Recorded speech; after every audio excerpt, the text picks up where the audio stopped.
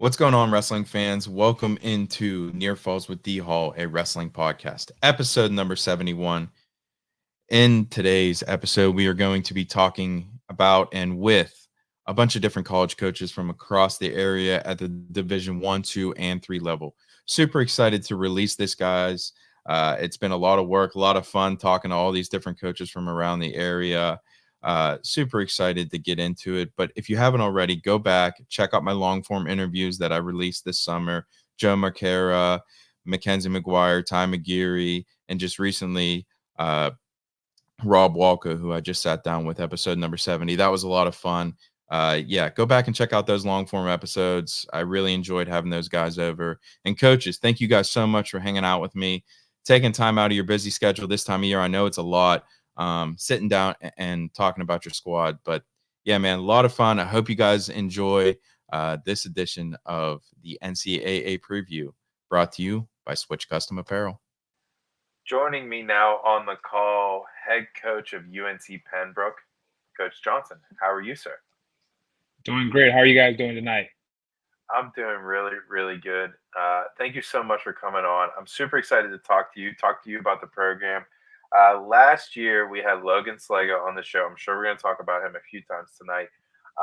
But man, he sold the program like no other. He was like, man, it's nice and sunny down here. I'm hanging out. It's good stuff. He talked about you and how well the program's ran and how much he likes it. And looking down your roster, he seems to have sold a few of his other guys along the way. So I'm excited. I'm excited to get into it, man. But first things first, how's the offseason program going for you guys? Man, the off season has been terrific. Obviously, we feel good about what the guys have been doing in the weight room, uh, on the on the pavement, and obviously on the mat. As we have a healthier roster than the normal. I think there's been one other time where we've had over 50 guys on the roster, and this year, right now, we're sitting at about 54 guys. So that presents some challenges. But at the same time, it really challenged some of the returners to not get too comfortable in their positions on the roster, and then also the new guys coming in too. I think it got them all excited, and it got us excited as a staff to work with all these young guys, our returners and the newcomers. So all season was great. We finished like we typically do with what we have called a last supper, where one of our alumni that's local here, his father, he's been doing it with us for the last 15 plus years, where we go over there and he literally butchers a pig, and our job is to try to make sure we can devour that pig as a group. And the last 2 years we failed, and that's crazy. And it's literally, I think it was like almost 90 pounds of pig, and we just couldn't do it. So uh, um, so that's how Last Supper is kind of like a simulation to kind of get ready to start your season and start eating healthier and start getting ready for the competition season. And then we end up the end of the preseason, the Monday before we could start regular practice with our 5 mile run. And that's what symbolizes just the marathon that you get ready to go on in wrestling season. Where mile one is you're feeling good, everything is easy peasy. Mile two, you start to get that self doubt, and then as you go along, you start getting that challenging fourth and fifth mile, and that's when we start going towards the maybe those nagging injuries and the seesaws of the weight cut and ballooning back up, and trying to get ready for postseason, and trying to just prepare yourself for the grind that is. And so it's got nothing to do with who can be a great runner. It's got everything to do with the mindset and just trying to prepare yourself, like we said, for that marathon for wrestling season. No doubt. So you talk about the marathon of a wrestling season. How do you build your schedule to get those guys to the finish line? I appreciate that question. That's an awesome question. Obviously, I was super fortunate to have a great mentor in Coach Gibbs, who's actually at Baldwin Wallace up in Berea, Ohio, and we spent 5 years together, and I learned a lot from him about putting a schedule together that's going to challenge your team. You want to try to have you know one big peaking season, one big peaking time before postseason, and then maybe a couple of other small little things in there that can kind of challenge some of your up and coming guys. But we try to kind of mimic our our roster. And so I guess to answer that question, this year, for example, we have a couple of Illinois kids on our team. So for those guys going out to the Midwest Classic is a great competition that, we're close to their area and their families and friends can kind of come and watch and compete. And we'll also have a competition down in Florida. We don't have as many Florida guys on our roster this year, but we'll be going down to the Citrus Invitational. It's a great 2-day tournament. No matter how you finish on day one, you get to weigh in the second day and compete. And I think that's really great for guys that may be coming back off injuries or guys that are just, trying to get their foot underneath them to compete both days, regardless of the result on day one. And you can, I think, you enter up to 22 athletes into that competition. And then we have this year we'll be going up to UPJ to wrestle in the Mountain Cat duels. I think that's what it's called, and that's going to give it an opportunity for all of our Whitfield, PA guys to wrestle literally in their backyard. That's something we've been trying to do since we got Logan Saliga on the roster, and this year we get a chance to do it with not just him, but the 5 other guys that are from the Western Pennsylvania area to get a chance to go home and compete in front of their fans and families. And I think that's going to be an awesome opportunity for them to not just go up there and wrestle one duel, but wrestle multiple duels. So the Midwest Classic is kind of that first peaking phase that we try to have. That seems to be like the big tournament, right? Everyone seems to be talking about that as like the big tournament. Absolutely. It symbolizes the midway point of our wrestling season for Division II. Sorry guys, that's my dog there. She's whining. Okay. And I think the great thing about the Midwest Classic, you've had national champs go there and they get their butt kicked.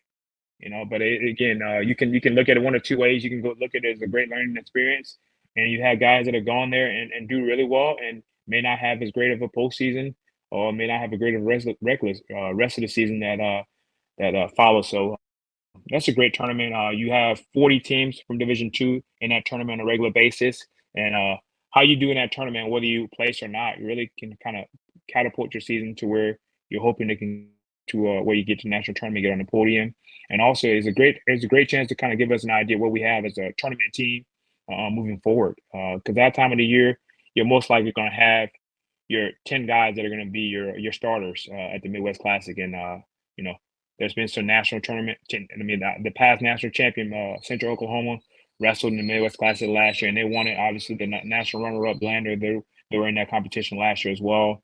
And a handful of other teams that did really well were in that tournament. So it's a great tournament. It's a great mid-season gauger for all of us, and obviously for the majority of Division II. No doubt. Okay, next thing I have for you, you talk about those guys. You have a bunch of guys in the Whitfield. What are the coaching staff, or what is the coaching staff look like to help get those guys to the end of the line? Man, I'll be remiss if I don't talk about my 2 assistant coaches, 2 guys that have been a part of the program for 5+ years. And Nick Daggett, who was a 5-time national qualifier for us, one and only 5-time qualifier for us in the program history, 4-time All-American national finalist, and 5-time academic All-American. So not only do I have a very intelligent guy, helping with the lower weights, Logan and the 2 Logans, Logan Saliga and Logan Robinson, are 25 and 33 pounders, but I have a guy that, has gotten the job done. So obviously from a credibility standpoint, he has a lot of credibility with those guys. And, Nick does a great job, mentoring and getting those guys ready. And obviously we were able to see that last year in both the 25 and 33, their results throughout the season. So Nick has been a great addition to our staff. And I've been super fortunate to be able to keep guys around in our program after they're done with their eligibility. And the other new staff members are Bryce Walker. Bryce was our 97-pounder, 3-time national qualifier for us. He's actually looking to take this coaching thing to the next level and really do a good job with it. And he's been a great addition for some of the new guys we got coming in. And Scott Jewell, Ryan Weinzen. Obviously, he's also working with the likes of Logan Hoffman and also oh my God, Mason Dimmer. All those Pennsylvania guys, upper weights, and you got it. So those guys are fortunate to have a coach like Bryce to get in and mix it up with them, push them and kind of do some of the things that middleweight guy like myself won't be able to kind of give them from that aspect. So I got two guys again. I've been super fortunate in my time coaching here to have guys that wrestle for me to stick around, whether it's for Yeah, two, no 3 years, and just help coach. So next question I have for you, and I feel like it's an interesting one, just because we've talked about some of the guys that you brought in. Uh, what's your roster build, transfer portal versus high school guys? These high school guys, they're real deal ready to go. When they come in, a lot of them, right? If you get the right one. So what's your build look like? So we got a mix. Obviously the transfer portal is the transfer portal. However you feel about it, you're gonna feel about it. I'm not here to try to tell somebody it's wrong or right, but I do believe, in the transfer portal, I believe, when you get a guy, I think you got to do your due diligence to make sure you vet him. For whatever reason, the kid is leaving one place. If you don't do your due diligence and you get the wrong guy in your program, you're gonna pay for it. And our roster, we have this year from a transfer portal standpoint, we have uh, three guys that I feel like are going to be impactful guys in our program. And Ryan Weinzen, Scotty Jewell, and Keegan Roberson that are in our. All right, bye bye. Good night, baby. That are gonna help us out. Very very very big this year. Obviously, Scotty. Obviously, you guys know Scotty's a pretty big time coming out of high school, and we didn't really recruit Scotty, but Logan's always talked about his buddy that he wrestled in high school, and the great things. One of the great things that came out of COVID. He's a dog. Scotty, I've been watching Scotty wrestle for a long time. He's a good kid. Yeah, and we feel like that's a Saturday night guy in March, and he hasn't disappointed thus far. And obviously Ryan Weinstein is a guy we did recruit out of high school, and obviously he chose Clarendon over UNCP, and now some things led to another, and we were able to get him on the back end. I think that's a testament of building a relationship with every recruit. That's one thing I'm going to say. Some people have different opinions about it, but when you recruit a kid, whether he comes to UNCP or not, we're going to be forever connected to that kid. And I always try to wish every single kid when they make a decision, good luck. And obviously until you wrestle us, wish you the best in your competition, and hope you get what you're looking for from wrestling, and and try to make the most of it. And you never know how that's going to come back to you full circle. And we've been very fortunate to be able to get a guy like Ryan Weinstein back, in that relationship building process from high school. And it may be year 2 or year 3 or 4. And obviously, from a relationship building standpoint, Keegan Roberson, he's an Illinois kid that it's a pretty interesting story. His girlfriend's father is a guy that I competed against his teams in high school, and so how he came about was pretty cool.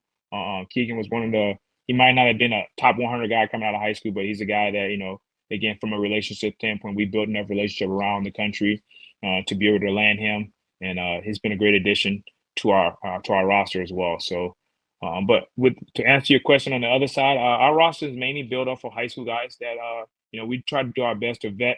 And I would say probably 60% of our roster, maybe 70%, depending on the year, is in-state guys.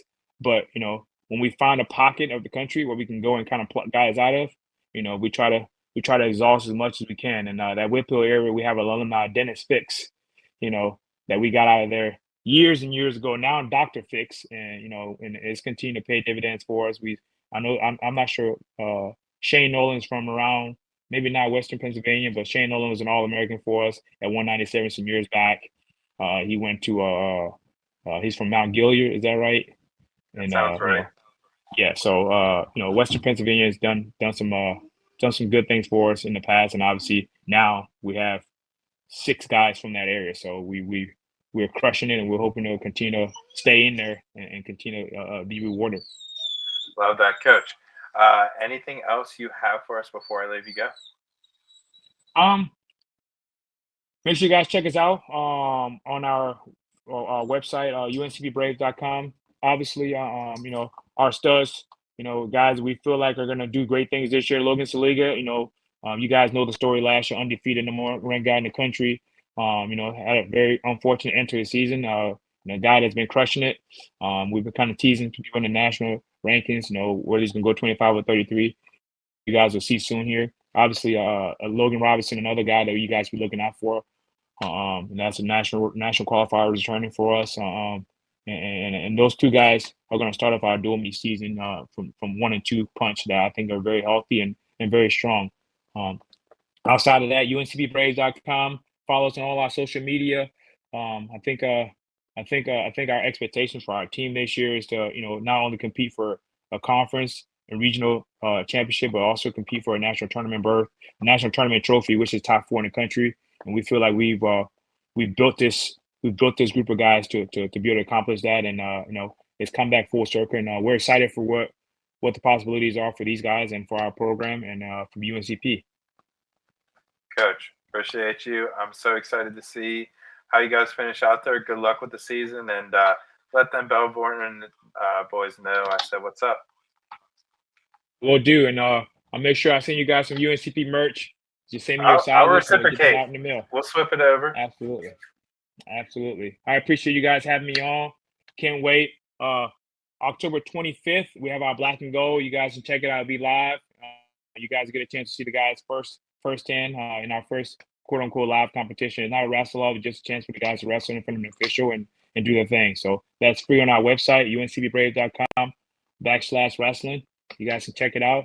And looking forward to a great and exciting season. And I appreciate you guys for having us. Coach, appreciate you. Thank you so much.